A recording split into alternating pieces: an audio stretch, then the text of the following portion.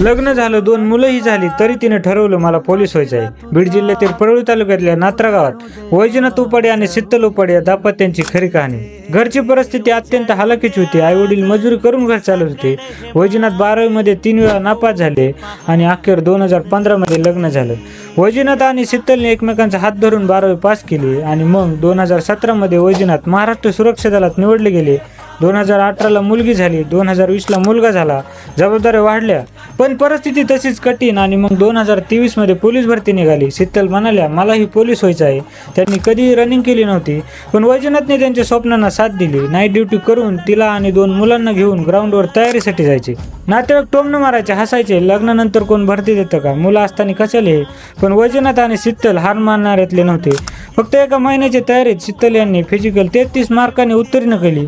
लेखी परीक्षेसाठी मुलांना सोबत घेऊन अभ्यास सुरू ठेवला. मुंबई पोलीस पेपरमध्ये 72 मार्क मिळाले आणि अंतिम निकालामध्ये मुंबई पोलीसमध्ये 105 मार्कांनी निवड झाली. आज फक्त नात्रा गावातच नाही तर आसपासच्या गावामधील अनेक महिला ही गोष्ट ऐकून पोलीस भरती करत आहेत.